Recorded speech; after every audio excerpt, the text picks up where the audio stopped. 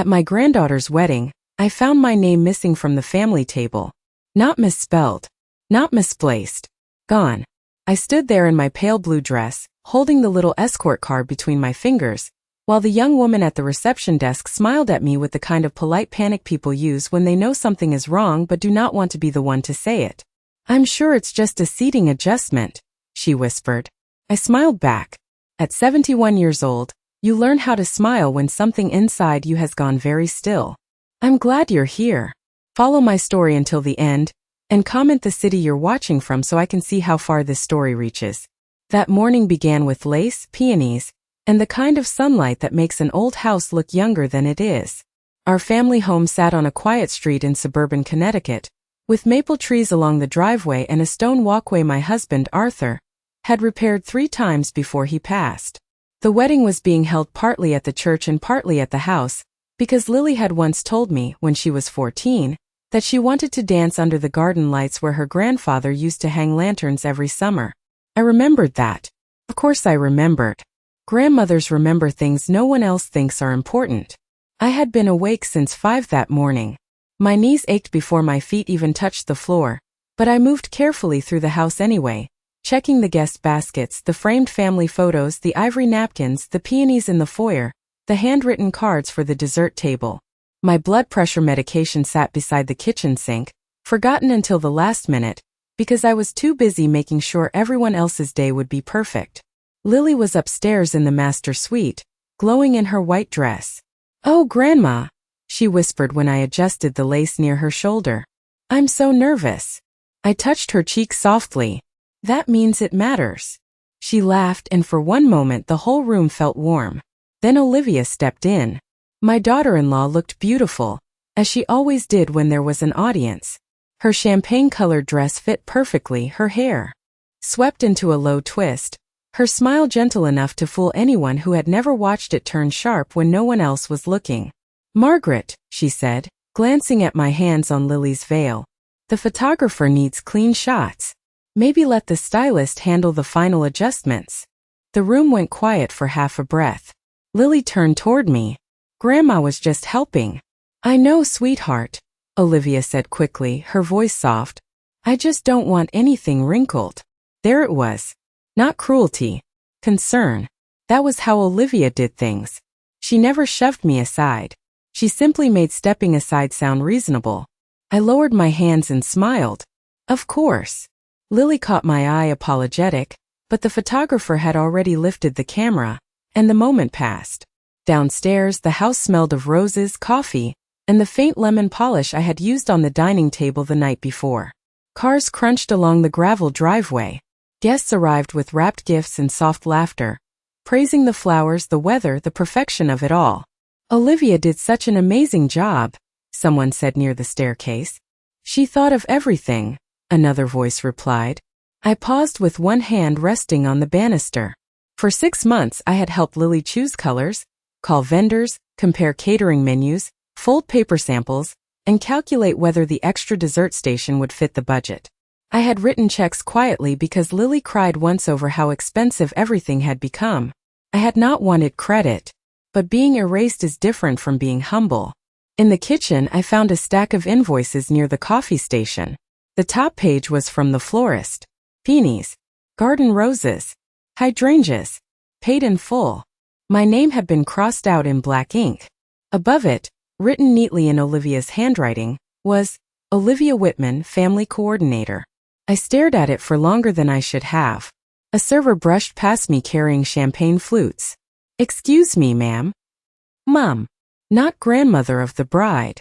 Not Mrs. Whitman. Just ma'am. I folded the edge of the invoice back down and told myself not to be foolish. Weddings are chaotic. Names get changed. People make mistakes. But when I stepped into the living room, I noticed the family photo table. Arthur's picture was there, thank God. Silver frame. Navy suit. That gentle half-smile I still missed every morning. Beside him was a picture of Lily as a child. Then Olivia and Daniel. Then Olivia's parents. Then Lily with her bridesmaids. I looked for my photo. There was one. Small. Near the back. Half hidden behind a vase. It was a picture from Lily's high school graduation, but someone had cropped it so only part of my shoulder showed beside her cap and gown. My hand trembled slightly. I steadied it against the table. "Isn't it beautiful?" Olivia's voice came from behind me. I turned. She stood with two guests I recognized from Daniel's office. Her smile was polished, practiced. "The memory table?" she asked. I wanted it to feel balanced. Not too crowded. Balanced. That word landed quietly. I looked at Arthur's photograph, then at mine, barely visible behind flowers. "Yes," I said. "Very tasteful." One of the women leaned closer to Olivia. "You must have been exhausted putting this all together." Olivia laughed lightly. "Oh, you know, a mother does what she has to do." I waited. Just one sentence. Margaret helped so much. Margaret handled the flowers. Margaret made this possible. Nothing came. The church bells began ringing outside, and everyone moved toward the cars. I followed slowly, my purse tucked under my arm, my pearls cool against my neck. At the ceremony, Lily looked radiant walking down the aisle. Daniel cried when he saw her. I cried too, though I wiped my eyes quickly. Some tears are for joy. Some are for grief hiding inside joy. At the reception, the garden behind our house had been transformed. White linen tables stood beneath strings of lights. Lanterns hung from the trees Arthur had planted. A string quartet played near the fountain. Everything looked exactly like the dream Lily had described to me. And yet something was wrong. I felt it before I understood it. The escort cards were arranged on a long table near the patio entrance. Guests picked theirs up and moved toward their seats. I waited my turn, careful not to block the younger women in heels behind me. When I reached the front, the young attendant searched the cards. "Name? Margaret Whitman," I said. "Grandmother of the bride." She searched again. Then again. Her smile tightened. One moment. A small silence formed. People behind me shifted. Someone laughed awkwardly. I felt heat rise along my neck. The young woman pulled out a folded seating chart and ran her finger down the page. "I'm sorry," she said softly. "I don't see you at the family table." I blinked. "Perhaps under Margaret Hale?" That was my maiden name. She checked. Nothing. Then she found something near the bottom. "Oh, here you are." She handed me a card. Table 14. Garden overflow. No roll. No family designation. Just my name printed smaller than the others. For a moment, I could hear nothing but the fountain. The family table sat directly in front of the dance floor. Olivia's parents were there. Daniel's college roommate was there. Even Olivia's younger sister, who had met Lily only a handful of times, had a seat beside the bride. I was placed near the hedge, beside distant acquaintances and a speaker stand. The young attendant leaned closer. "I'm sure it's just a seating adjustment." I looked across the patio. Olivia was watching me. Not openly. Not with triumph. Just watching. When our eyes met, she gave me a small sympathetic smile and turned away. That was when I understood something. This was not a mistake. It had been arranged. I walked to table 14 with my card in hand. The chair wobbled slightly when I sat down. From where I was placed, I could see only part of Lily's face beyond the centerpiece at the head table. A man beside me glanced at my corsage. Bride's side or groom's side? I folded my hands in my lap. Bride's grandmother. His expression changed. "Oh," he said. "I thought family was seated up front." "So did I replied. Then I smiled because the music had started again. And no one wants an old woman to make a scene at a wedding. Not even when the wedding is quietly making a scene of her. The applause faded, but the ache stayed with me. People often imagine humiliation as something loud. A cruel sentence shouted across a crowded room or a dramatic confrontation that leaves everyone staring. In my experience, it is almost always quieter than that. It is realizing your chair has been moved. It is watching strangers occupy places that once belonged to your family. It is smiling through dinner because you know everyone is enjoying themselves except the one person who has suddenly become invisible. I picked up the linen napkin from my lap and smoothed the wrinkles with slow, careful movements. It gave my hand something to do. The gentleman seated beside me introduced himself as Walter. His wife Denise offered me a warm smile. "We're friends of the groom's parents," she explained. "How do you know the family?" For a heartbeat I couldn't answer. How did I know the family? I had changed diapers, packed school lunches, stayed awake through fevers, paid for piano lessons when Daniel lost his job years ago, held Lily while she cried after her first heartbreak. Yet somehow the simplest answer caught in my throat. I'm Lily's grandmother, I finally said. Denise looked toward the head table, then back at me. Oh, it was only one syllable, but it carried surprise, confusion, even a little embarrassment. I'm sorry, she added gently. I assumed. So did I. Neither of us finished the sentence. The string quartet began another piece, saving us both from the awkwardness. I watched Lily laugh at something her new husband whispered into her ear. Her happiness was genuine, untouched by the undercurrents I had begun to notice. That mattered.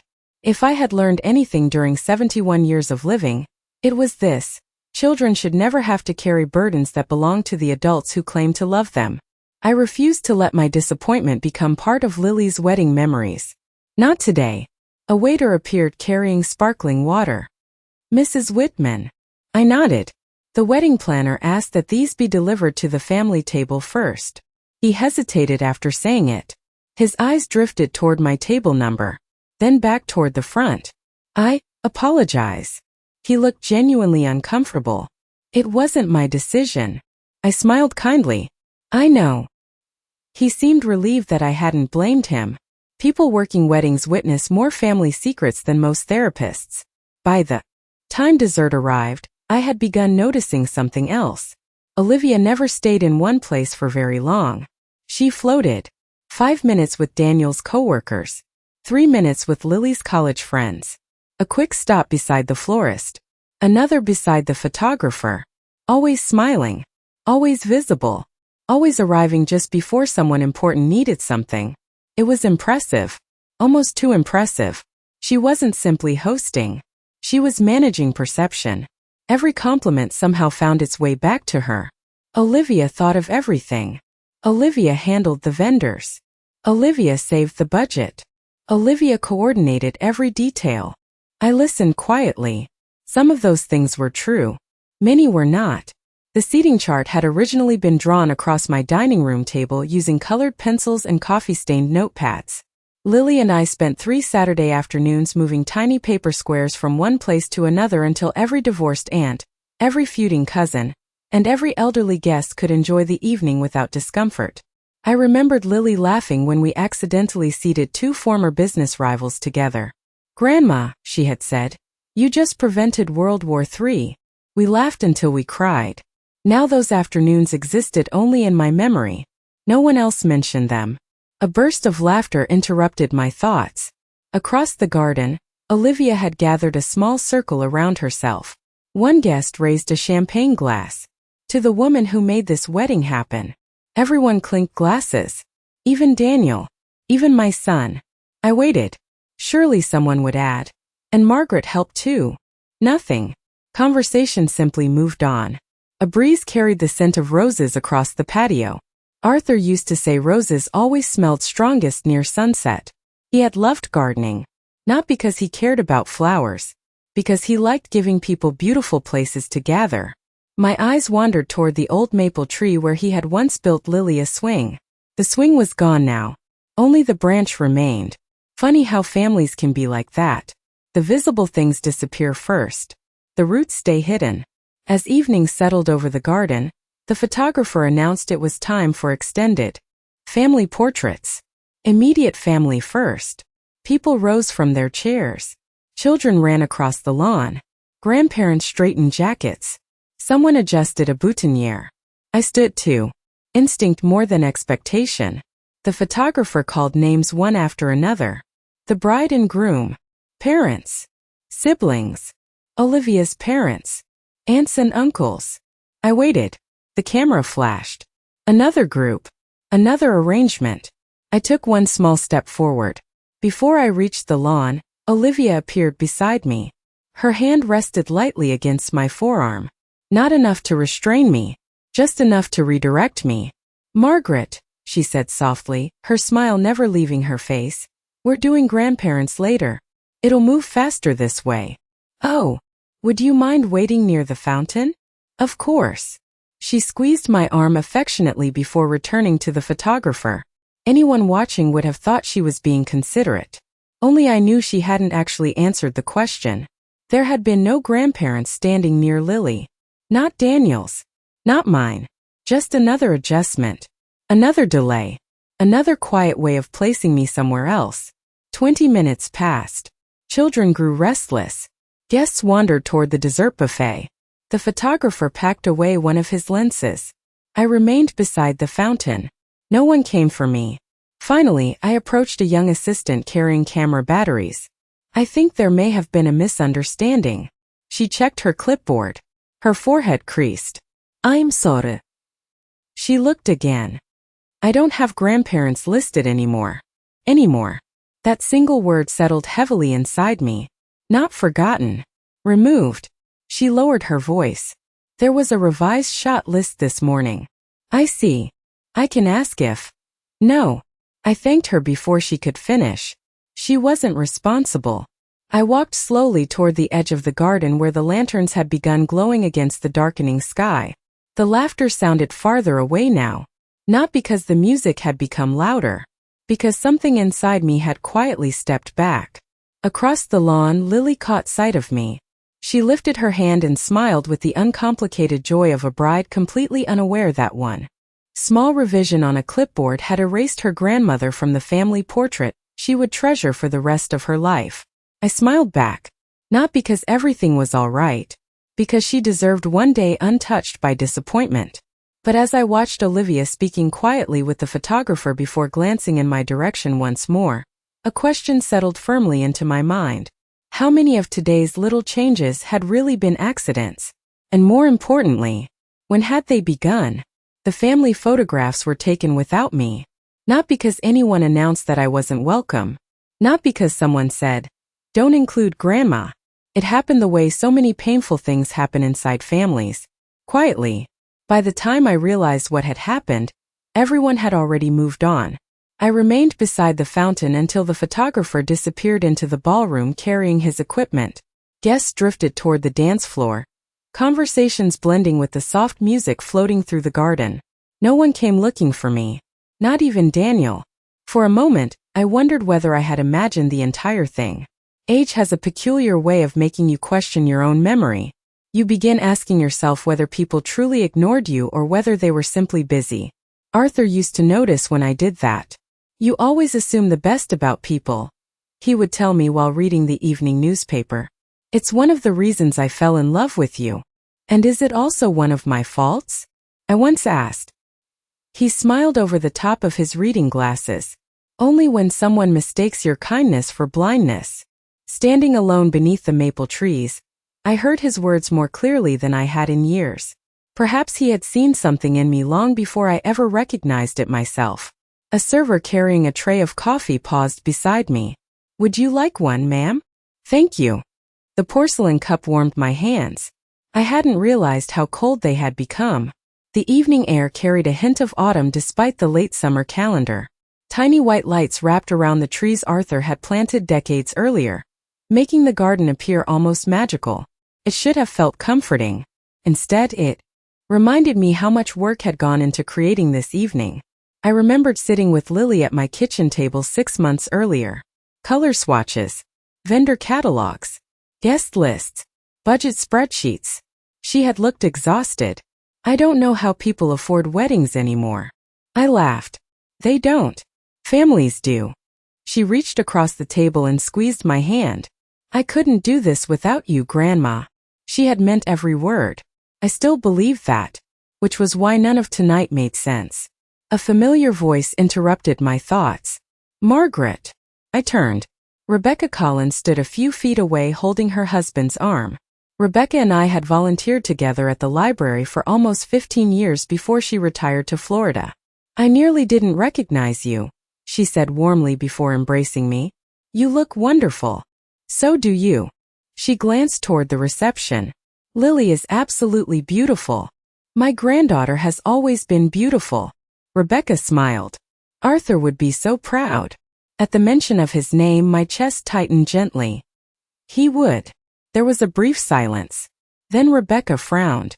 I've been looking for you all evening. For me. I assumed you'd be greeting guests with the parents. I looked down into my coffee. I've mostly been keeping out of the way.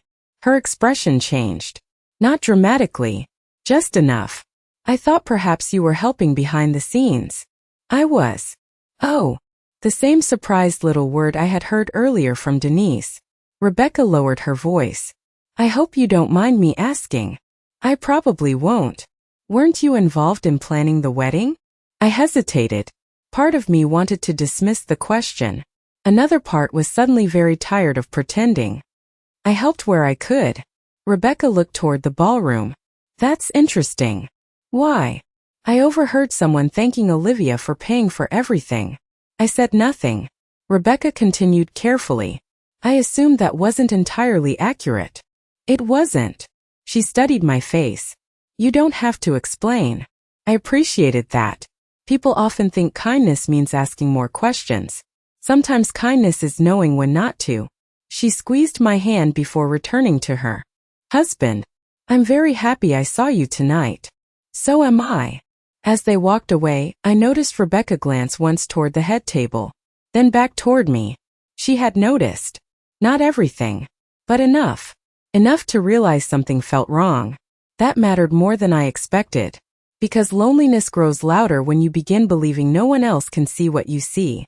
Perhaps I wasn't imagining everything after all. The speeches began shortly afterward. Guests found their seats again while waitstaff quietly cleared dessert plates. Daniel spoke first. His voice shook with emotion as he thanked everyone for celebrating with them. Then Lily spoke. She cried halfway through thanking her late grandfather. I know Grandpa would have danced with me tonight, she said, smiling through tears. The room fell silent. Even Olivia dabbed at the corner of one eye. I did too. Arthur had taught Lily to ride a bicycle. He built her first treehouse. He never missed a birthday. His absence filled the room more completely than some people's presence ever could. After Lily finished, applause echoed beneath the tent. Then Olivia accepted the microphone. I only have a few people to thank. Her voice carried easily across the garden. She thanked the caterers, the florist, the musicians, the wedding planner, Daniel's parents, her own parents, friends who had traveled across the country. People clapped after every name. I listened without expectation. Then she smiled toward the crowd. And thank you to everyone who helped make today possible. Everyone. Such a useful word. Large enough to include everyone. Vague enough to recognize no one. The applause came again. She handed the microphone back. The speeches ended. I realized my name had not been spoken once all evening. Not once. The realization did not break my heart. Clarified something. Recognition had not been forgotten. It had been generalized until it disappeared. That requires intention. As music returned and guests filled the dance floor, I walked quietly inside the house to find a moment of silence. The hallway was empty. For the first time all day, I could hear the old grandfather clock Arthur inherited from his father. Tick, tick, tick. Its steady rhythm calmed me. I passed the study and noticed the door standing slightly open. Inside, several cardboard boxes had been stacked against the wall. Wedding supplies. Extra candles. Unused place cards. Lengths of ivory ribbon. I bent carefully to move one box aside so I could sit for a moment. That was when I saw it. A large white envelope tucked beneath the seating chart binder. Across the front, written in thick black marker, were 3 words. Final revised list. I should have walked away. I told myself exactly that. Respect people's privacy, Margaret. Don't assume. Don't snoop. But something about today's missing chair, the missing photograph, the missing acknowledgement, pulled me one step closer. I opened the binder. Page after page contained printed seating assignments. Someone had marked them with red ink. Arrows. Crossed out names. Last-minute notes. Then my eyes stopped. One line had been crossed through. Margaret Whitman, head table, family. Below it, in different handwriting, moved to table 14. Another note followed. Photo list revised. Remove grandparent grouping. Keep schedule moving. For several long seconds I simply stared. There it was. Not a misunderstanding. Not a computer error. Not bad luck. Someone had changed it. Deliberately. I closed the binder slowly. My hands did not shake. My breathing remained steady. Outside, laughter drifted through the open window. Inside, I finally understood that the painful moments of the evening were not isolated incidents. They were pieces of the same design. The only question left was one I had been avoiding since morning. Who had been quietly rewriting my place in this family? And for how many years had I failed to notice? I did not confront anyone that night. There was a time in my life when I believed every problem could be solved with an honest conversation. Arthur believed that too. We raised Daniel to tell the truth, to apologize when he was wrong, and to never let pride become more important than family. Perhaps that was why what I had found in the study unsettled me so deeply. It wasn't simply that someone had changed the seating chart. It was that someone had expected me never to discover it. I slipped the binder back exactly where I had found it and returned to the reception before anyone noticed I had been gone. The dance floor was crowded now. Lily was laughing as her new husband spun her beneath the string lights. The guests clapped in rhythm while children darted between the tables with tiny glow sticks in their hands. The scene was beautiful. Painfully beautiful. I wondered how two truths could exist at the same time. My granddaughter was having one of the happiest nights of her life, and I was quietly realizing that my place in the family had been shrinking for much longer than I had understood. I remained near the edge of the patio, sipping coffee that had long since turned cold. No one noticed. Older women become surprisingly easy to overlook. Not because we disappear. Because people become accustomed to believing we'll always be there. Always smiling. Always understanding. Always forgiving. The realization followed me home after the reception ended. The house was strangely silent once the rental company collected the tables and the last car disappeared down the street. I unlocked my front door just after midnight. Arthur's cardigan still hung on the hook beside the laundry room. His gardening boots remained beneath the bench in the mudroom. I had meant to donate them countless times.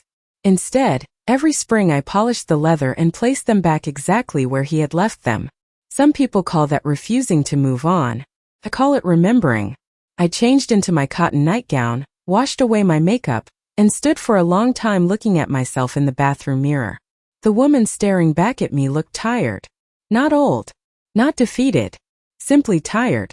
I reached for the bottle of blood pressure medication beside the sink and swallowed one tablet with a glass of water. Only then did I realize I had forgotten to eat dinner. My stomach wasn't empty because I had skipped the meal. It was empty because disappointment has a way of taking hunger with it. Sleep never came.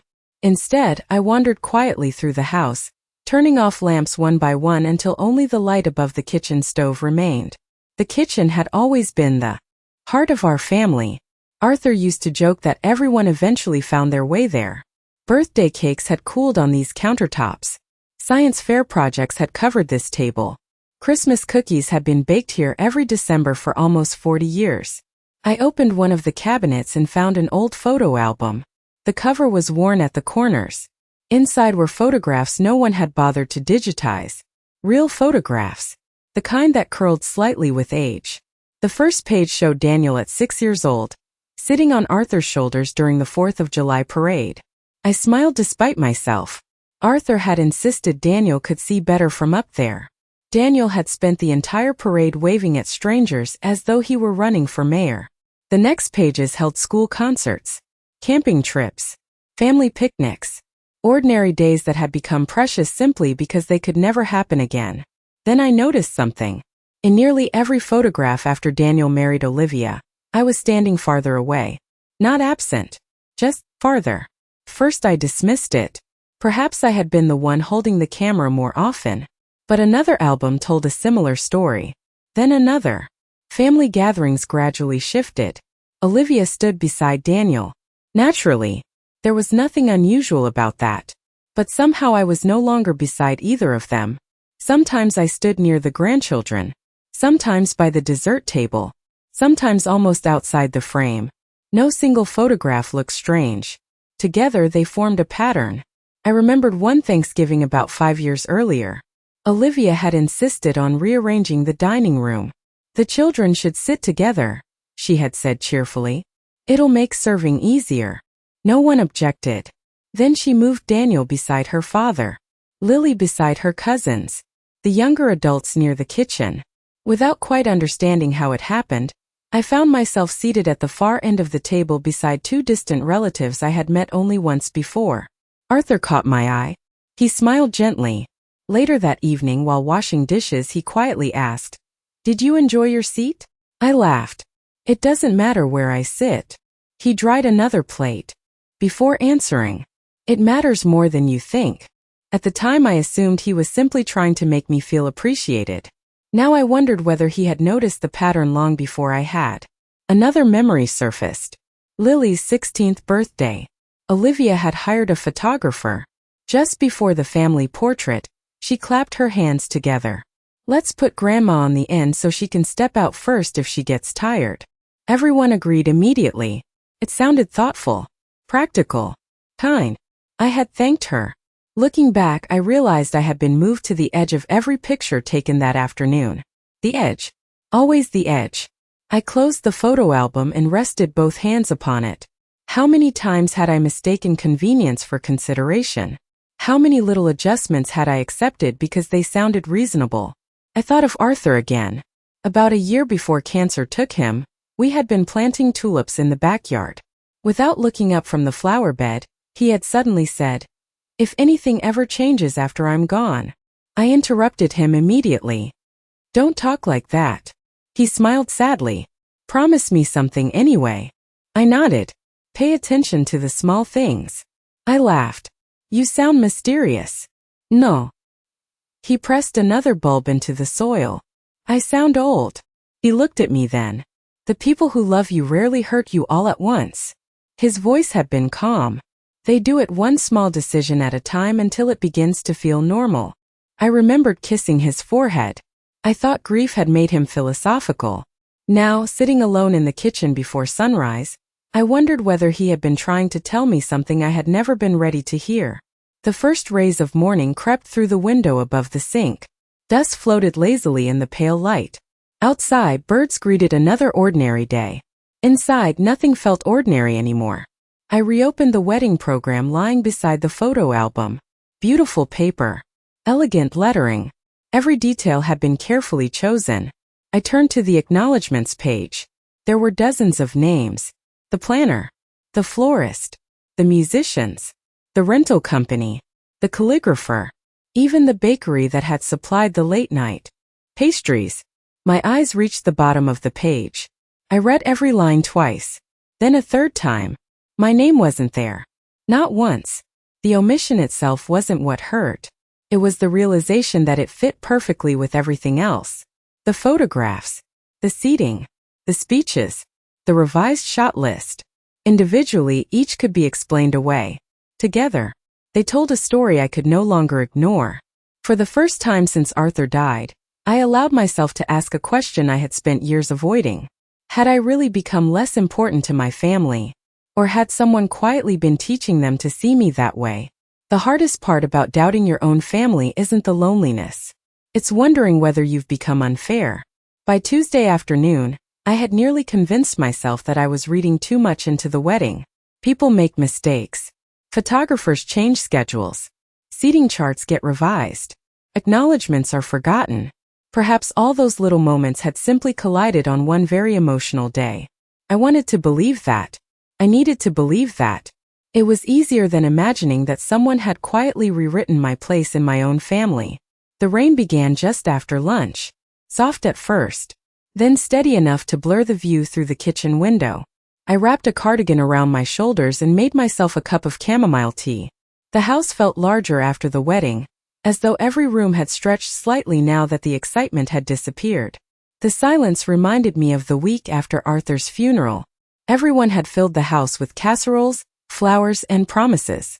"Call if you need anything. You're not alone. We're family." For a little while I believed every word. Then life resumed. The flowers wilted. The casseroles stopped arriving. The phone rang less often.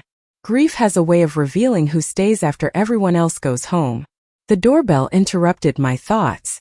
I wasn't expecting anyone. When I opened the front door, I found Hannah standing on the porch. She looked uncomfortable. She couldn't have been more than 26, with damp blonde hair tucked behind one ear and a canvas portfolio slung over her shoulder. Took me a moment to recognize her. She had been the assistant photographer at the wedding. Mrs. Whitman? Yes. I'm sorry to stop by without calling. Her nervous smile reminded me of my students years ago, when they knew they were about to confess something. I was nearby delivering prints to another client. She hesitated. I wondered if I could speak with you. I invited her inside. She removed her wet shoes at the door without being asked. That small gesture told me a great deal about her. People reveal their character in ordinary moments, not dramatic ones. I poured us both coffee. She thanked me twice before taking the first sip.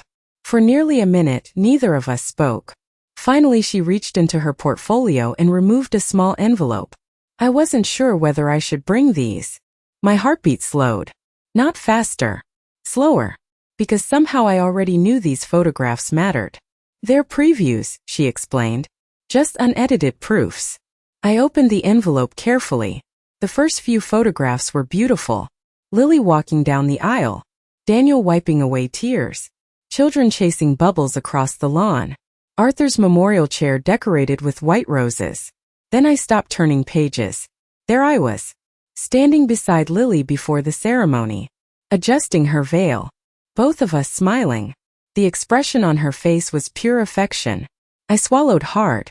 I thought. My voice faded. I thought those pictures weren't taken. They were. Hannah looked down into her coffee. There were quite a few. I turned another page. One showed Lily holding both my hands. Another showed me laughing while fastening her bracelet. Another captured us embracing after the ceremony. The warmth between us filled the frame. They're lovely. They're my favorites, Hannah admitted quietly. Then why weren't they shown during the reception slideshow? Silence. Not avoidance. Careful consideration. Finally, Hannah answered. I didn't choose the final selection. Who did? The family liaison. I didn't ask who she meant. I already knew. Hannah reached into her portfolio again. There was something else. This time she produced a printed email. Not the entire conversation. Only one page.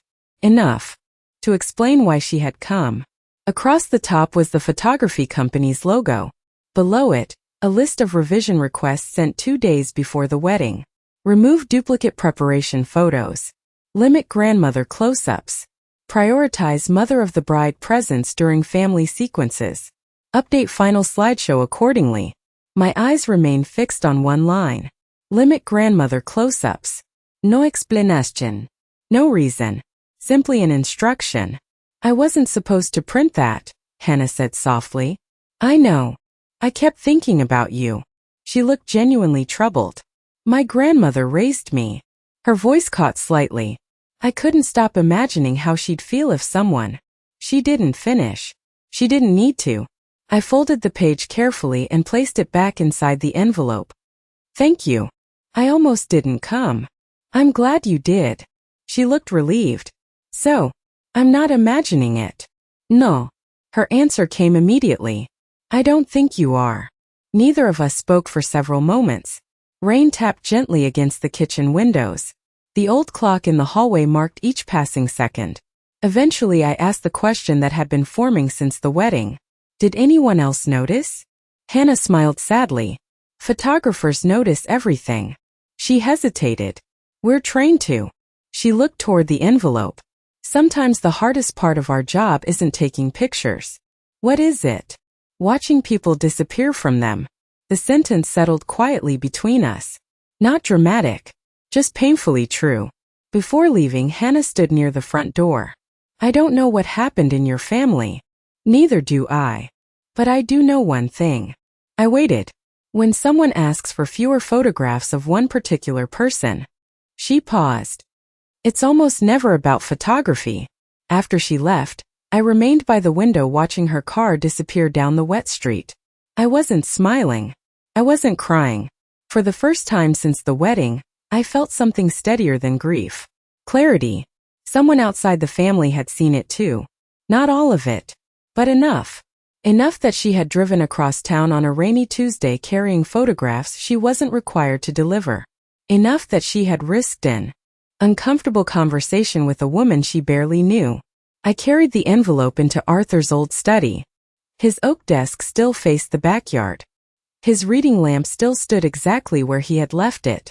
I opened the bottom drawer and removed a leather folder where I kept important family documents, birth certificates, insurance papers, Arthur's handwritten gardening plans, and a handful of letters he had written during our early years of marriage. I added Hannah's photographs beside them. Then I placed the printed email on top. Not because I intended to confront anyone. Not yet. Because Arthur had taught me something decades earlier. When you're confused, he always said, don't argue with people. Observe. Keep records. Truth has a remarkable way of revealing itself when you stop chasing it. I closed the folder gently. Outside, the rain had begun to ease. Thin rays of afternoon sunlight slipped through the clouds, illuminating the rose bushes Arthur planted 23 years earlier. Most of the blooms had survived the storm. A few petals lay scattered across the grass. Beautiful things, I realized, don't always fall apart all at once. Sometimes they lose one petal at a time. So quietly that no one notices until the flower no longer looks the way they remember. For the next several days, I did something that would have seemed unlike me to anyone who had known me for most of my life. I stopped explaining other people's behavior. For years, I had filled uncomfortable silences with reasonable excuses. Olivia is under stress. Daniel has a demanding job. Young families are busy. I'm probably being too sensitive. Those explanations had protected everyone except me. On Thursday morning, I carried my coffee onto the back porch just as the neighborhood was beginning to wake. A delivery truck rumbled down the street. Somewhere nearby, a lawn mower started. The ordinary sounds of suburban life settled around me like a familiar blanket. Arthur loved mornings like this. He used to sit exactly where I was sitting now, reading the newspaper while pretending not to watch the birds at the feeder. You know, he once said, people reveal themselves when they think. No one is paying attention. At the time, I thought he was talking about blue jays stealing seed from the Cardinals. Now I wasn't so sure. Just after 10, my phone rang. Daniel. I looked at his name for several seconds before answering. Sweetheart. Morning, Mom. His voice sounded cheerful. Comfortably cheerful. As though nothing unusual had happened at the wedding. How are you feeling? He asked. I'm all right. I'm glad. A brief silence followed. So, he continued. Everything went beautifully, didn't it? I looked through the kitchen window toward Arthur's rose bushes. It was a beautiful wedding. I'm proud of Olivia. She worked so hard. I know she did. Again silence. He seemed to be waiting for something. Praise perhaps. Agreement. Instead I asked quietly, did you have a chance to look at the family photographs yet? No, not yet. They're lovely. I'm sure they are. Then I added as naturally as I could, I wasn't in very many of them. He laughed softly. Mom, photographers always miss somebody. They do. It's impossible to get everyone. I suppose. His answer came too quickly. Not defensive. Rehearsed. Almost as though he had already accepted an explanation before considering the question. We spoke another few minutes about ordinary things. The weather. His work. Whether Lily and Ethan had arrived safely for their honeymoon. When we hung up, I realized something important. Daniel never once asked where I had been seated. Never mentioned the speeches. Never wondered why I wasn't in the photographs. Because as far as he knew, nothing unusual had happened. Either he truly hadn't noticed, or someone had carefully made sure there was nothing to notice. That afternoon, I decided to organize the wedding materials still stacked in my dining room. Ribbon, guest favors, unused candles, extra menus. Most of the rental company labels had already been removed, but a few cardboard boxes remained waiting to be returned. Inside one box I found several unused place cards. Most were blank. A few still carried printed names. Olivia's parents, the minister, 2 cousins who had canceled because of illness. Then tucked between 2 stacks of stationery I found another card. Heavy ivory stock. Elegant calligraphy. Margaret Whitman. Beneath my name were 3 words. Grandmother of the bride. I stared at it. This wasn't the escort card I had received. The one at the reception simply carried my name. Nothing more. Someone had printed a different version. Some point, someone had replaced it. I ran my fingertips across the raised lettering. The paper itself couldn't explain who had made the change. But it proved something. At one stage of the planning process, my place in the family had still existed. The following afternoon, I drove to the florist to return several decorative lanterns that had accidentally been packed with my belongings. The owner, Mrs. Alvarez, greeted me warmly. "I've been meaning to call you." "You have." She smiled. "I wanted to thank you." "For what?" "For all your help during the planning." I looked at her carefully. "You remembered?" "Of course." She laughed. "You were the one comparing peonies and garden roses for almost an hour." Despite everything, I smiled. "That sounds like me. You even brought photographs of your late husband's garden." I wanted Lily's bouquet to remind her of him. Mrs. Alvarez nodded. "I thought that was beautiful." She disappeared into the workroom before returning with my receipt folder. "I almost addressed the thank you note to you. What changed?" Her smile faded slightly. "Oh." She hesitated. "I received an email asking that all vendor correspondence go directly through Olivia from that point forward." "When was that?" She thought for a moment. "About 6 weeks before the wedding." "Interesting. Not suspicious by itself. Brides often appoint one coordinator." "Till 6 weeks." The timing matched the revised seating chart, the revised photography requests, the growing pattern of small revisions. None dramatic. Each almost reasonable. Together. Less so. Driving home, I stopped at the cemetery. I hadn't planned to. The turn came almost by instinct. Arthur's headstone sat beneath the old oak tree exactly as I had left it the previous Sunday. Fresh grass had begun growing around the base. Someone had placed a small American flag nearby after Memorial Day. I sat on the folding chair I kept in my trunk. "I've been thinking about what you used to say," I told him quietly. The breeze stirred the leaves overhead. No answer. Only birdsong. I kept believing every little thing was an accident. A tear slipped down my cheek. I think that's what frightened me most. Not the wedding. Not the photographs. Not even the seating chart. The possibility that I had spent years apologizing for people who had never apologized to me. I looked down at the wedding program resting in my lap. I don't know what I'm supposed to do next. The silence that followed felt strangely comforting. Arthur had never rushed my decisions. Not in life. Not somehow even now. After several minutes I stood. Before leaving, I brushed a few fallen leaves from the stone. "I'll be patient," I whispered. "But I won't pretend anymore." That evening, I placed the escort card, the original place card, Hannah's photographs, and the revised shot request inside the same leather folder. Not evidence for a courtroom. Evidence for myself. Because memory changes. Documents don't. As I closed the folder, my phone vibrated again. A message from Lily. "Grandma, thank you again for everything you did for the wedding. I couldn't have done it without you. I love you." Red heart, I read the message 3 times. Then smiled. The warmth in her words felt genuine. Unrehearsed. Untouched by whatever currents had begun flowing beneath the surface of our family. For the first time since the wedding, I realized something that gave me hope. Lily had not pushed me away. Someone had been quietly standing between us. And if that was true, then the story wasn't about losing my granddaughter. It was about discovering who had been rewriting the story all along. The following Sunday, I did something I hadn't done in months. I went to church alone. Arthur and I had rarely missed a Sunday service during our 43 years of marriage. After he died, attending without him became almost unbearable. Every familiar hymn reminded me of the empty space beside me. Every couple holding hands as they walked back to their cars reminded me that grief is measured as much by ordinary moments as extraordinary ones. But that morning I needed somewhere quiet. Somewhere people still paused long enough to listen. The sanctuary smelled faintly of polished wood and lilies left over from the previous week's wedding.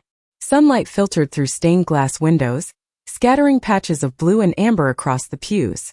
I slipped into the last row. Not because I wanted to hide. Because I wanted to observe. Old habits die slowly. After the service, people lingered outside beneath the maple trees, exchanging hugs and making lunch plans. Mrs. Henderson stopped to ask about Lily's honeymoon. Mr. Calloway complimented the wedding flowers. Several people mentioned how lovely the ceremony had been. Every conversation ended the same way. You must be so proud. I am. That part at least was easy. As I reached my car, someone called my name. Margaret. I turned to see Reverend Thomas walking toward me with 2 paper cups of coffee. I thought you might stay a few minutes. I smiled. I was hoping someone would ask. We sat on a wooden bench overlooking the church garden. For a while we spoke about ordinary things. His arthritis. The unusually warm September. A community food drive the church was organizing. He never rushed difficult conversations. Arthur admired that about him. Finally, he looked at me over the rim of his coffee cup. You seem troubled. I se pouz I do. You don't have to tell me why. I appreciated that. Silence often invites honesty better than questions do. I keep wondering, I said quietly, how you know when you're seeing the truth instead of simply seeing what you're afraid of. He considered the question for several moments. Patterns. I looked at him. One event can be a misunderstanding. He brushed a fallen leaf from the bench. 2 events might still be coincidence. And 3. He met my eyes. 3 deserves your attention. His answer stayed with me all afternoon, because I no longer had 3. I had photographs, a revised seating chart, a changed place card, missing acknowledgments, photography instructions, vendor correspondence. Individually they seemed small. Together, they formed something I could no longer dismiss. Late that afternoon Lily called. The connection crackled briefly before her bright voice filled the room. Grandma, there you are. We're at a little cafe overlooking the water. I hope you're enjoying every minute. I am. I could almost hear her smiling. She told me about the beach, the tiny bookstore they had discovered, and the elderly couple who insisted on taking a picture of the newlyweds after hearing they had just married. I listened, really listened, because this was the Lily I knew. Warm, thoughtful, completely unaware of the quiet storm waiting back home. Then she laughed. Oh, before I forget. Yes. Ethan said he wants copies of all the family pictures. My fingers tightened around the phone. I think you'll enjoy them. I'm sure I will. I can't wait to frame the one with all of us. I closed my eyes.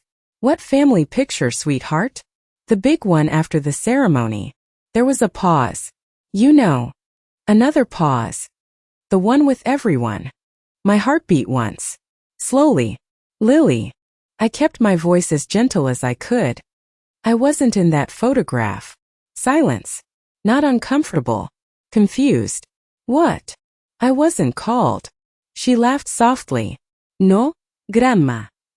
Then her laughter faded. Were you? I waited by the fountain. I thought you had already gone inside. I stayed until the photographer packed his equipment. The silence that followed was unlike any we had ever shared. Not distance. Realization. Finally she whispered, I didn't know. I believe you. No. Her breathing caught. I really didn't know. For the first time since the wedding, I heard genuine hurt in her voice. Not because of what had happened, because she was only now discovering it had happened at all. I need to ask Ethan something, she said quietly. You don't have to. Ido. Lily. She stopped. This is your honeymoon.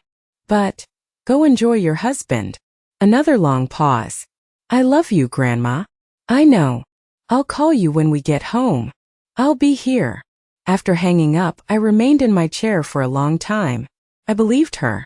Completely. Whatever had happened during the wedding, Lily had not orchestrated it. She had been too busy becoming a bride. 2 days later, another small piece fell into place. I had driven to the grocery store just before noon. Nothing unusual. Milk, fresh fruit, whole grain bread. The ordinary errands that quietly shape ordinary lives. As I reached for a carton of eggs, I heard 2 familiar voices in the next aisle. Olivia said she didn't want Margaret feeling overwhelmed. I froze. Not because I intended to eavesdrop, because my own name has a way of catching my attention. The second woman answered. I thought that was thoughtful. So did I. A pause. But then she said older people get confused during large events. My hand remained on the refrigerator door. She wanted to simplify things. Another pause. Apparently that's why she handled all the wedding communication herself. The women rounded the corner before they noticed me. They smiled politely. Neither realized I had overheard anything. I smiled back, then continued shopping as though nothing had happened. Inside, however, something shifted. Overwhelmed. Confused.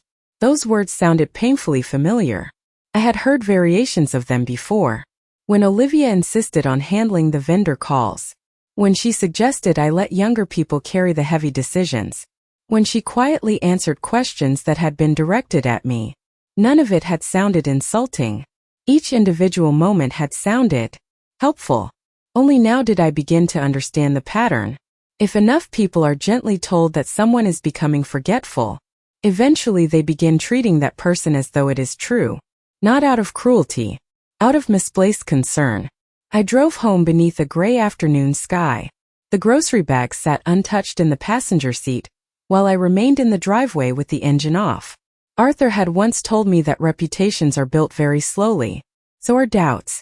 You rarely notice the first brick. Only the wall that eventually appears. I finally carried the groceries inside. Before putting anything away, I opened the leather folder once more. Then I took out a blank sheet of paper. Across the top, I wrote a single sentence. Things I know.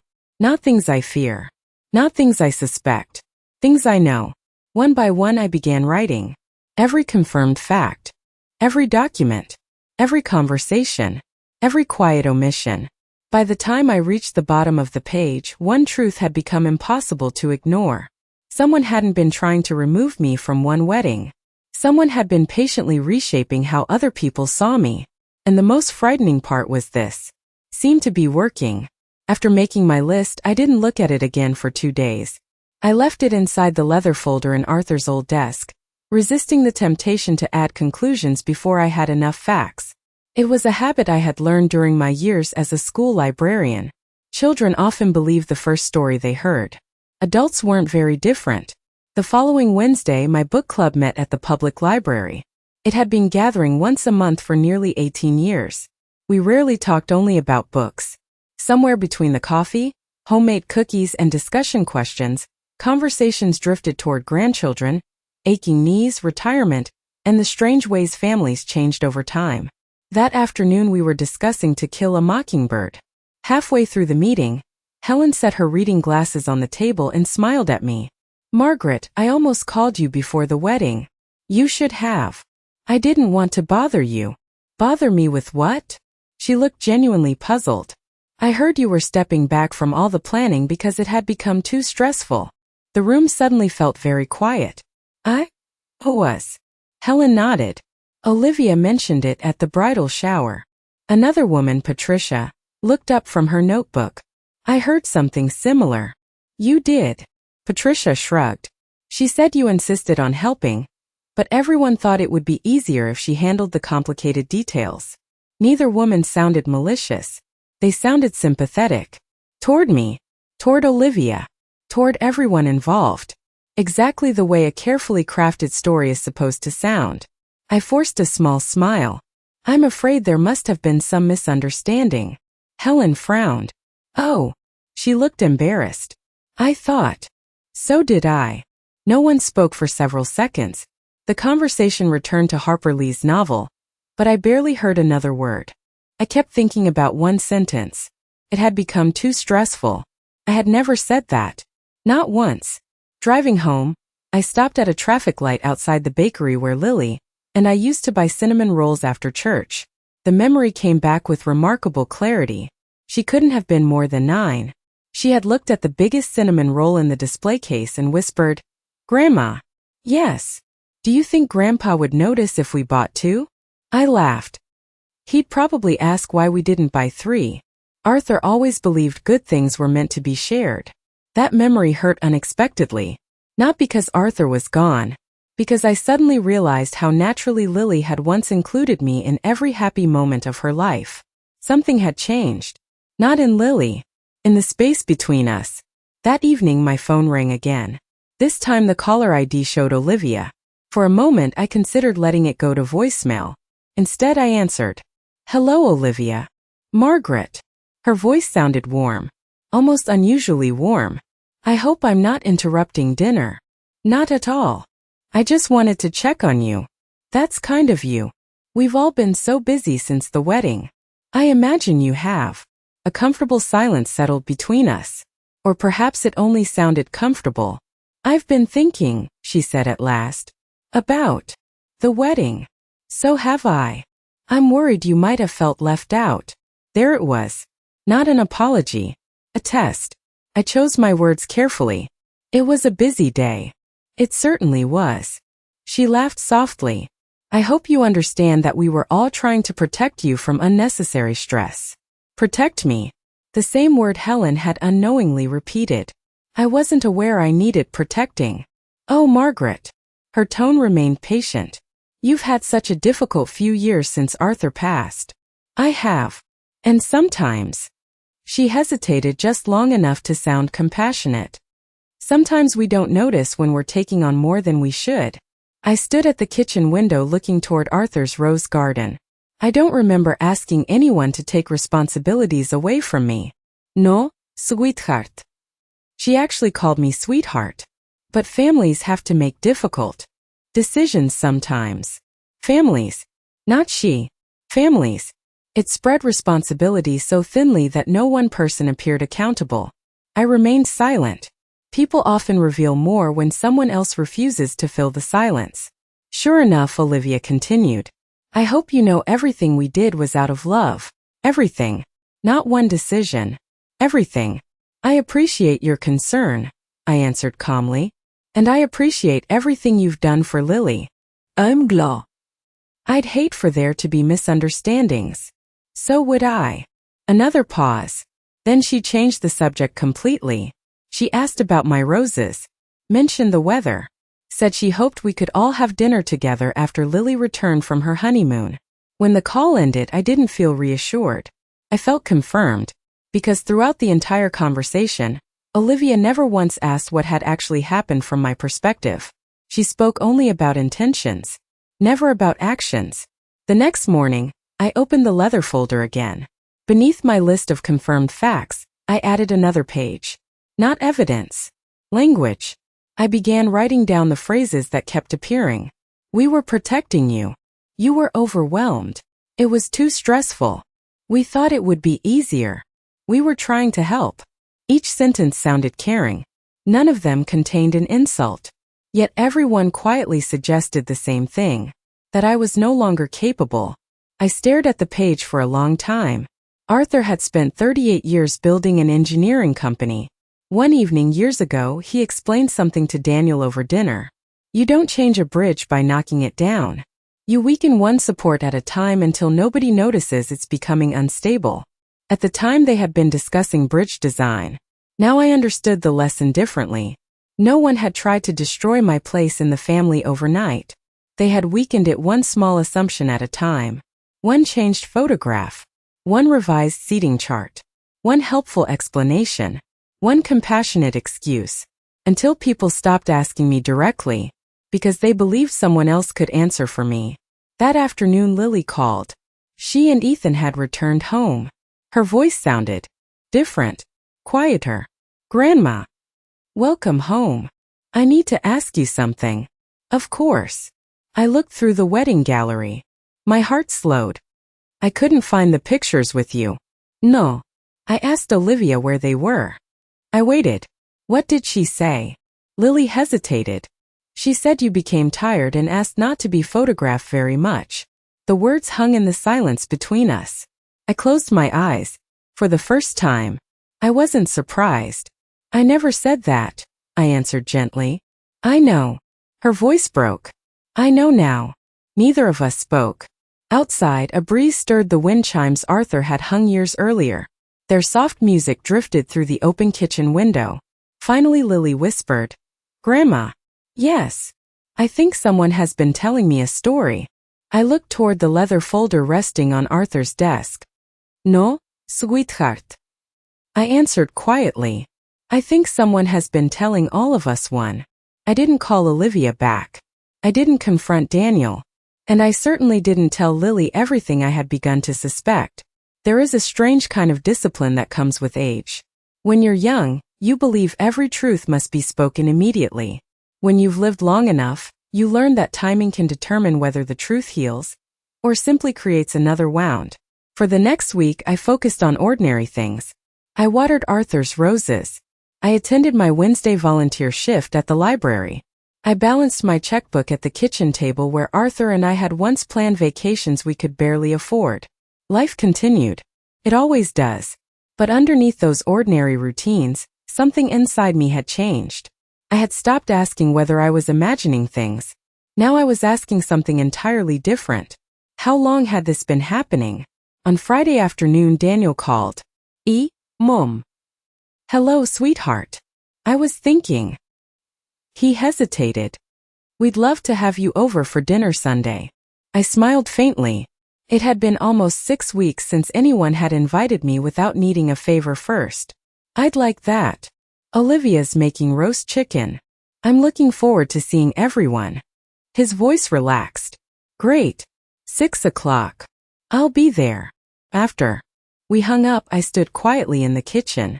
Years ago, I would have spent 2 days baking desserts, packing leftovers, buying little surprises for Lily.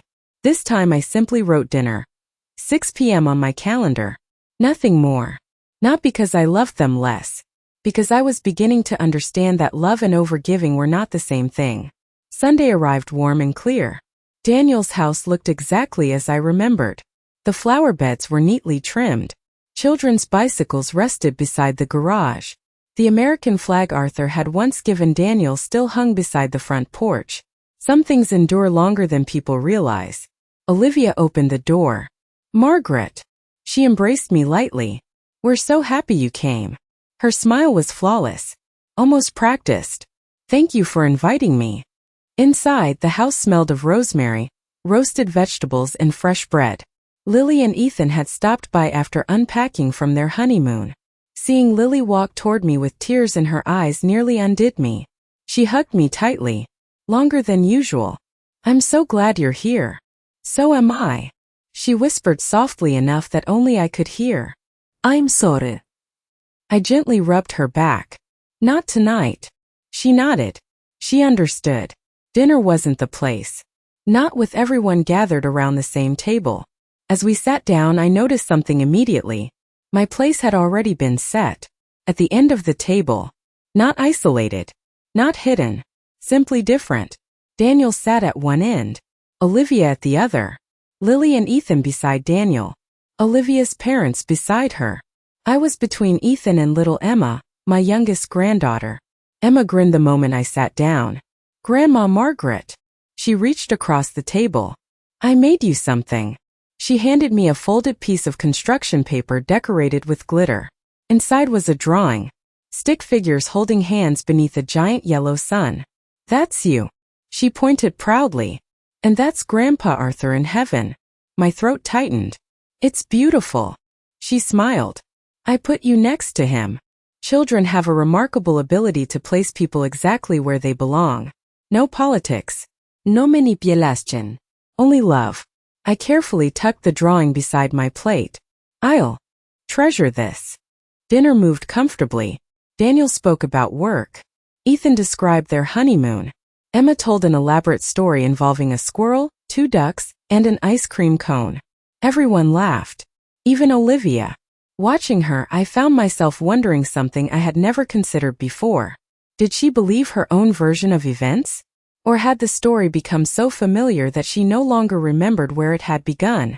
The answer mattered. Because people who knowingly deceive behave differently from people who convince themselves they're helping. Halfway through dinner, Lily stood. I almost forgot. She disappeared upstairs before returning with a large leather-bound wedding album. It came yesterday. Everyone leaned closer. The pages were beautiful. The ceremony. The flowers. The first dance. Arthur's memorial chair. The cake. Page after page. Then Lily stopped turning. Wait. She frowned. Where's Grandma? Silence. Olivia answered first. The photographer probably couldn't use every picture. Lily continued flipping. No. Another page. Another. She isn't here either. Daniel looked genuinely confused. That's strange. Lily kept searching. I remember Grandma helping me with my veil. So do I, Ethan said quietly. There should be pictures. Olivia laughed lightly. I'm sure they're in the digital gallery somewhere. No. Lily looked directly at her. I checked. The room grew still. Even Emma stopped eating. Olivia reached for her water glass. Sometimes photographers make creative choices. This time I spoke. Very softly. I've already seen the missing photographs. Every eye turned toward me. Olivia's hand stopped halfway to the glass. What do you mean? A young assistant brought me several preview prints. No accusation. Only a fact. There were many lovely photographs. Lily stared. There were. Yes. You never told me. I didn't want to interrupt your honeymoon. Olivia set her glass down carefully.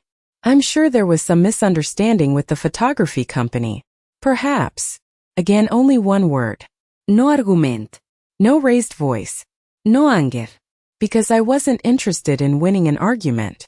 I was interested in seeing who became uncomfortable when simple facts entered the room. Daniel looked between us. What photographs? Before I could answer, the doorbell rang. The interruption broke the tension immediately. Daniel excused himself to answer it. A neighbor had returned a borrowed ladder. Conversation shifted. Emma began telling another story. Dinner continued. On the surface, nothing had happened. Underneath, everything had changed. Because for the first time, Olivia had not been the only person shaping the narrative. A second version now existed. One based not on assumptions, but on evidence. Later that evening, after everyone else moved into the living room for coffee, Ethan quietly joined me on the back porch. The late summer air carried the scent of freshly cut grass. We stood together without speaking. Finally, he said, I owe you an apology. For what? I assumed you wanted to stay in the background. I looked at him. I never asked why. He shook his head. I should have. Neither of us spoke for several moments. Then he added, Lily's been asking questions since we got home. I know. I don't think she's going to stop. I smiled gently. I hope she doesn't. He nodded slowly. Neither do I. As I drove home beneath a sky full of stars, I realized something important. For weeks I had been collecting documents, photographs, emails, lists. Those things mattered. But something even more powerful had begun to emerge. People were starting to ask questions on their own. And once honest questions begin inside a family, no amount of careful storytelling can keep the truth hidden forever. I spent the next 3 days doing something that surprised even me. Nothing. At least that was how it appeared from the outside. I didn't call Daniel. I didn't return Olivia's last text. I didn't mention the photographs to anyone else. Instead, I watered Arthur's roses every morning, volunteered at the library on Wednesday, and baked a loaf of banana bread because 3 bananas on my kitchen counter had become too ripe to ignore. Life has a remarkable way of insisting on ordinary routines, even when your heart is trying to solve extraordinary questions. Yet beneath those routines I was waiting. Not for revenge. For truth. Truth has its own rhythm. Push too hard and people defend themselves. Wait patiently, and they often reveal far more than they intended. On Friday afternoon, Lily called. Grandma, you sound tired. I am. Her voice carried none of the excitement it had held during her honeymoon. I've been looking through everything. What kind of everything? The wedding emails. I remained silent. I asked Olivia to forward me the planning folder. And some messages are missing. Missing. I know there were conversations because vendors replied to emails I can't find. She sighed softly. And Grandma. Yes. I found something else. I waited. There are 2 versions of the seating chart. My eyes closed. I thought there might be. The first one has you beside me. A long silence settled between us. The second one doesn't. No. It was revised 4 days before the wedding. She sounded as though she were speaking more to herself than to me. I don't understand. You don't have to understand everything today. But I want to. I know. She hesitated. Can I come see you tomorrow? Of course. Saturday morning arrived bright and unusually cool for early September. I baked blueberry muffins before Lily arrived. Arthur always said difficult conversations should begin with coffee. It reminds people they're sitting with family, he used to say. At 10 o'clock sharp, Lily pulled into the driveway. She looked older than she had a week earlier. Not physically. Emotionally. Marriage has a way of introducing adulthood more quickly than birthdays ever do. She stepped inside and hugged me without speaking. We carried our coffee onto the screened porch overlooking the backyard. Neither of us hurried. The birds filled the silence for us. Finally she opened her leather tote bag. I printed everything. She spread papers across the table. Vendor emails. Guest lists. Photography schedules. Budget worksheets. Color-coded timelines. Most were ordinary. Then she placed one email in front of me. It had been sent from Olivia to the wedding planner. Subject: Final family adjustments. Lily looked down. I don't know if I should have read it. You already did. She nodded. I wish I hadn't. I read only the highlighted section. Let's simplify the family presentation. Margaret gets overwhelmed during large events and prefers not to be the focus. Please keep photography and seating consistent with that approach. I read the sentence twice, then quietly folded the paper. I never said that. I know. Lily's eyes filled with tears. I asked Ethan. What did he say? He remembers you helping me all morning. She swallowed. He couldn't understand why you weren't in the pictures either. Another silence.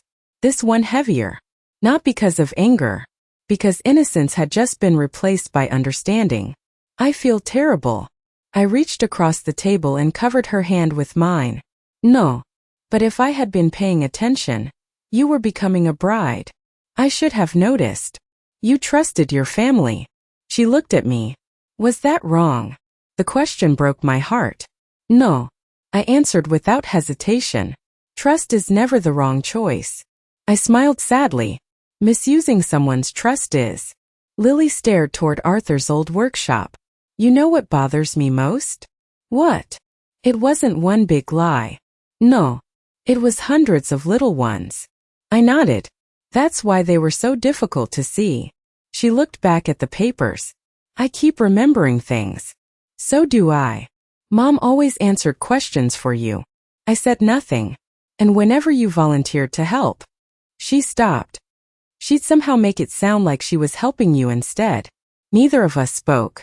There was nothing left to add. The pattern had become visible to both of us. Before leaving, Lily asked quietly, What are you going to do? I looked toward the rose garden. Arthur had planted each bush with careful spacing, explaining that crowded roses compete for light. Families, I thought, aren't very different. I don't intend to embarrass anyone. Not even Mom? No. Aren't you angry? I was. I admitted. But anger burns quickly. What lasts longer? Dignity. She considered that for a long moment. So what's your plan? I smiled. I'm going to tell the truth. Just the truth. Nothing more. No speeches. No. No accusations. If people need accusations to recognize the truth. I shook my head gently. Then they aren't ready to hear it. That evening, after Lily left, I returned every document to the leather folder. Except one. The email. I placed it inside a simple cream envelope. No note. No explanation. Just the printed page. Then I wrote a single name on the front. Daniel. I wasn't sending it. Not yet. Sometimes the most important decision isn't whether to speak. It's knowing when the other person is finally ready to listen. As the sun disappeared behind the maple trees, I stood in Arthur's garden holding the envelope in one hand and a pair of pruning shears in the other. The roses had finished blooming for the season. Some branches needed trimming. Others needed room to grow. Arthur always said pruning wasn't about punishment. It was about giving healthy branches enough light to flourish. For the first time since Lily's wedding, I understood exactly what he meant. The truth wasn't going to destroy my family. But it was about to cut away everything that had been growing in the shadows. The envelope remained on my kitchen table for 3 days. Every morning I walked past it while making coffee. Every evening, I turned off the lamp beside it before going to bed. I never opened it again. I didn't need to. I already knew what was inside. The question was no longer whether the truth existed. The question was whether Daniel was ready to see it.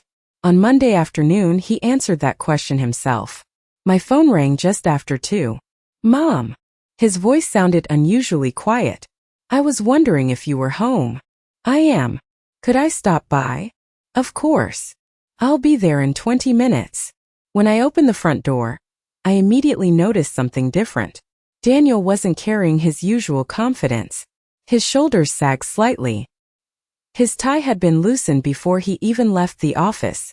There were dark circles beneath his eyes. He looked less like the successful executive everyone admired, and more like the little boy who used to come home after breaking a neighbor's window with a baseball. He stepped inside. The familiar smell of cinnamon and coffee greeted him. Your house always smells the same. I smiled. Arthur used to say people should recognize home before they even open the front door. Daniel nodded absent-mindedly. I miss him. So do I. Neither of us sat immediately. He wandered slowly into the living room, stopping in front of Arthur's photograph on the mantel. Dad would know what to do. I didn't answer. Sometimes people discover their own truth if you don't interrupt them. Finally he sat. I placed 2 mugs of coffee on the table between us. For several moments he simply stared into his cup. Then he spoke. Lily came to see me yesterday. I wasn't surprised. She showed me the emails. I waited. She also spoke to the photographer. My hands remained folded quietly in my lap. And the florist. He looked up. They all told the same story. I still said nothing. Daniel rubbed both hands across his face. I honestly believed. His voice cracked. I honestly believed you wanted less responsibility. I know. He looked at me confused. How can you say that so calmly? Because I believe you. You do. I believe someone gave you a version of the story that sounded reasonable. His eyes filled with regret. I never asked you. No. I should have.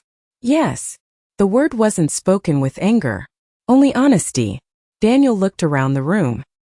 His eyes landed on Arthur's old leather recliner. I remember Dad telling me once. He laughed bitterly. That I should never let someone answer questions that belonged to another person. He did say that. I forgot. His voice dropped almost to a whisper. 4 years. He struggled to continue. If there was ever a question about you. He closed his eyes. Olivia answered before I even thought to ask. The room became very still. Not because anyone was arguing. Because the truth had finally been spoken aloud. Daniel leaned forward. Mom. Yes. Did you know? I suspected. For how long? I don't know. I looked toward the window. Long enough to become uncomfortable. He nodded slowly. I keep replaying memories. So do I. The holidays. The birthdays. The school plays. He swallowed hard. I thought everything happened naturally. I smiled sadly. So did I. Another long silence followed. Then he asked the question I had been expecting. Do you have proof? Instead of answering, I stood.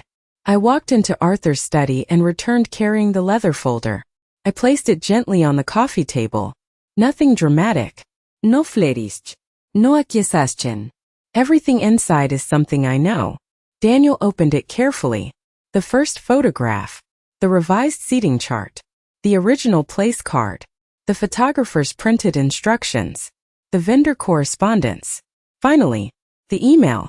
He read each page slowly. Very slowly. His breathing became heavier. When he reached the line that claimed I had become overwhelmed and preferred not to be included, he stopped reading altogether. His eyes remained fixed on the paper. I never knew. I believe you. He looked up. Tears stood in his eyes. Why didn't you tell me? I considered the question before answering. Would you have believed me? His mouth opened, then closed again. After nearly a minute he whispered, I don't know. Neither did I. That uncertainty hurt more than either of us expected. Daniel carefully returned every document to the folder. I confronted Olivia last night. My heart remained steady. What happened? She said she was trying to make everything easier. I almost smiled. Those words again. Easier. Helpful. Protective. They always sound kind, I said quietly. What? The reasons. He lowered his eyes. She said you had become more emotional after Dad died. I didn't respond. She said large gatherings exhausted you. Still silence. She said she thought she was helping. I looked directly at my son. And what do you think? Daniel answered without hesitation. I think she stopped asking what you wanted. He looked around the room once more. I did too. His voice broke. I'm so sorry. For the first time since Arthur died, my son wasn't apologizing because someone expected him to. He was apologizing because he finally understood what had been lost. I reached across the table and held his hand, not because everything was suddenly repaired, because he was still my son. Daniel. Yes. This isn't about one wedding. I know. It isn't even about Olivia. He frowned. It isn't. No. I shook my head gently. It's about what happens when families stop speaking directly to one another. He stared at me. And start trusting assumptions instead. A tear slipped down his cheek. I failed you. No. He looked surprised. You failed to notice. There is a difference. He covered his face with both hands. For several moments neither of us spoke. Outside, the wind moved softly through Arthur's rose garden. The branches swayed gently in the afternoon light. Strong enough to bend. Not strong enough to break. Eventually Daniel stood.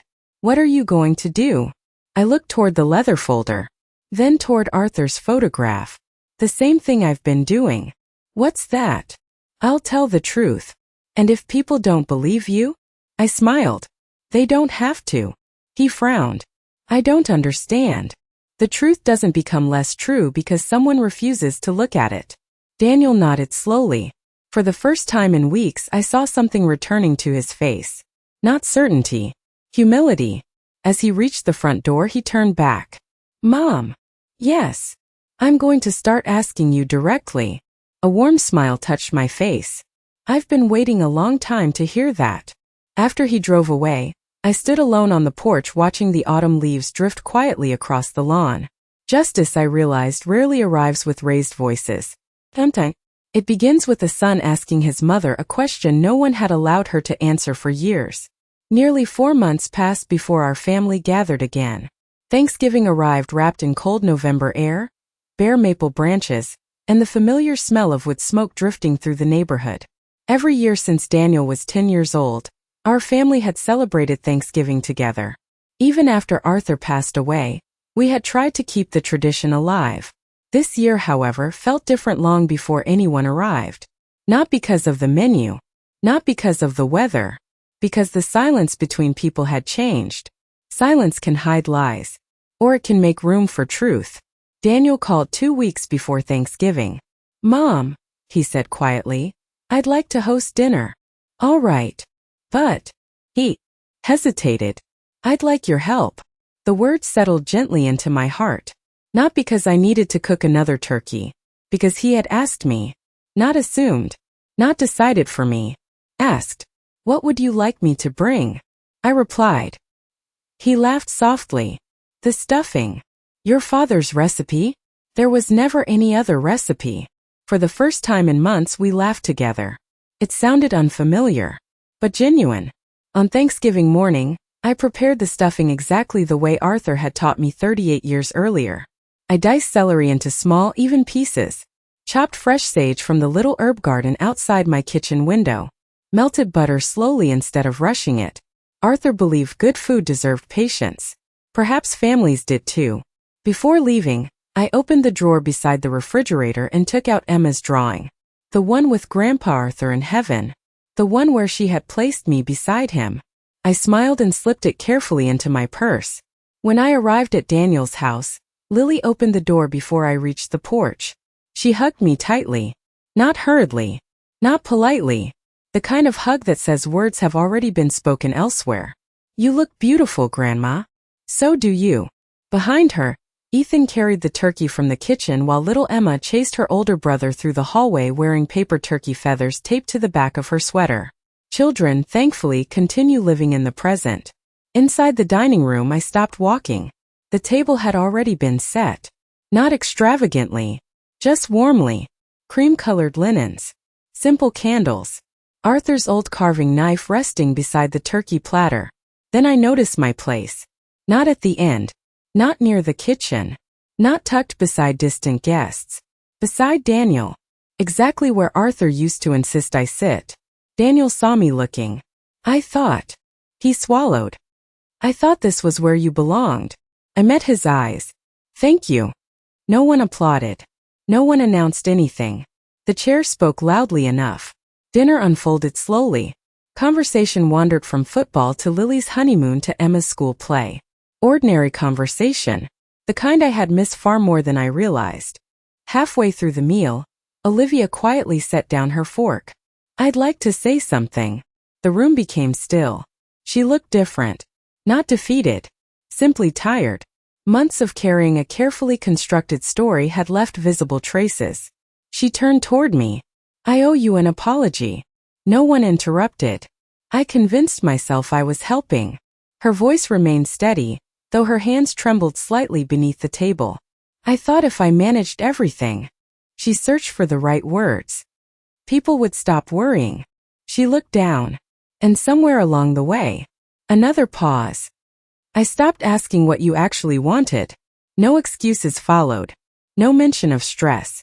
No mention of good intentions. Just responsibility. That mattered. She looked back at me. I can't change what happened. No. I can't give you back the wedding photographs. No. I can't undo the things I said. Another silence. I'm sorry. The words remained suspended between us. Real apologies are quieter than television teaches us. They ask for nothing. Not forgiveness. Not reassurance. Only the chance to acknowledge harm honestly. Everyone waited for my answer. I thought of the revised seating chart. The missing photographs. The speeches.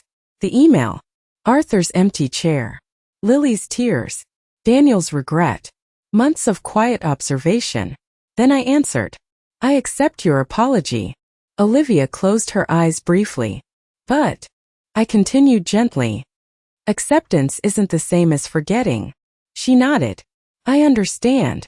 And trust. I smiled sadly. Returns much more slowly than words. I know.